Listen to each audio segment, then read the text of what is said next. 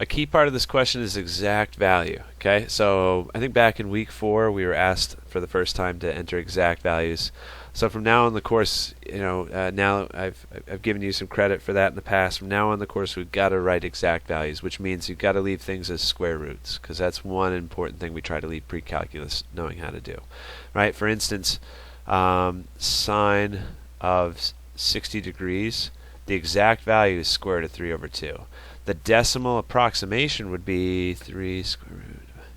This is what a lot of students were entering for an answer, 0.866. That's the decimal equivalent, not the exact value. This is the exact value here.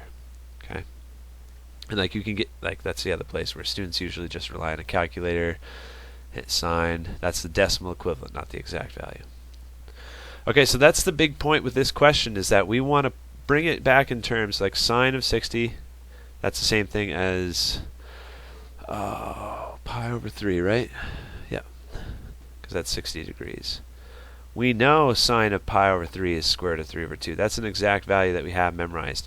We know that sine pi over 4, that's square root of 2 over 2. Those are values that come from those special triangles I talked about in previous videos. So we're trying to take this and put it in terms of like pi over 3, pi over 4, something like that. 5 pi over 12, if you convert that to degrees, it's none of our special triangles. And a quick trick, remember, to convert from radians to degrees is take the fraction, forget about pi, multiply by 180. So that's 75 degrees. So that's not one of our special triangles that we have. But we could put it in terms of a special triangle. This is equal to cosine of 75 degrees if we want to talk about degrees. That's the same thing as cosine of, let's see, like we got 30 degrees, 60 degrees, 45 degrees to work with. So how about cosine 30 plus 45? 30 degrees is a degree measurement in one of our special triangles. 45 degrees is a special triangle. And if you add them up, it makes 75, right? So that's your first step on these types of problems. You know, if it makes it easier, I guess there's two first steps. Convert it to degrees. And then the real big first step is to expand it as the sum of two degree measurements where we know the exact values. And now that I made it the sum, or it could be the difference, by the way, you could use subtraction. Now that I made it as the sum of two angle measurements that I know, look, this matches this formula right here that I have underlined. Alpha is like our 30 degrees. So instead of alpha in the formula, I'm putting 30. Right? Instead of this alpha, I put 30 degrees. Beta is like 45 because that's the second one. So instead of beta, I put 45. And now I have to put subtract sine of alpha, sine of beta. And now these are things I can get exact values for. So cosine of 30 degrees, if you have it memorized, that's square root of 3 over 2. If you don't have it memorized, draw your special triangle. And then with the special triangle for 30 degrees, the opposite side is 1/2. Hypotenuse is always 1 because we draw these special triangles in the unit circle. So that means square root of 3 over 2 goes over here. So the adjacent divided by the hypotenuse is square root of 3 over 2.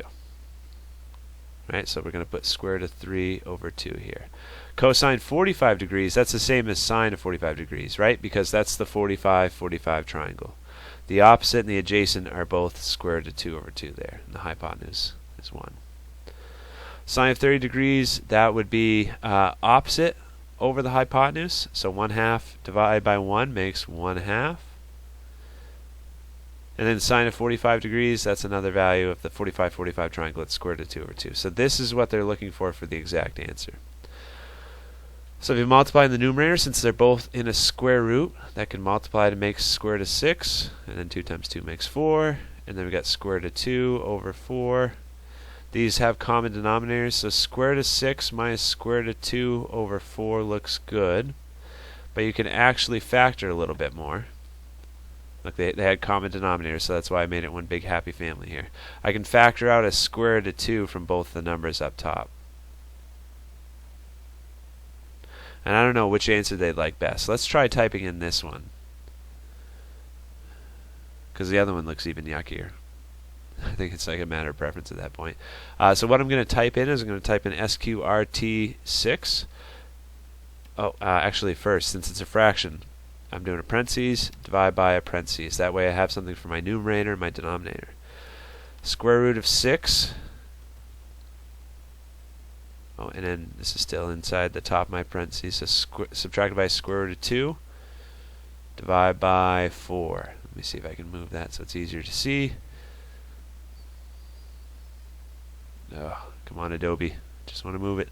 No, I don't want to move the whole thing. I'll move it down. That's what I'm going to type in for that. Okay, we had a parentheses for the numerator.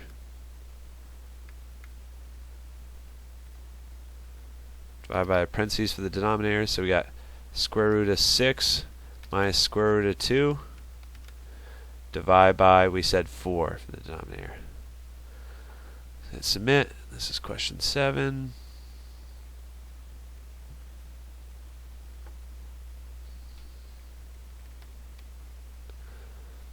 Oh, I forgot a part. Show your work. Okay, so that's where you want to explain the steps that you took. So if you explain the same type of steps I took, you know, saying like we're going to rewrite it as cosine 30 plus cosine 45, that's basically what I need to see for this one. But it liked the way we typed that one in.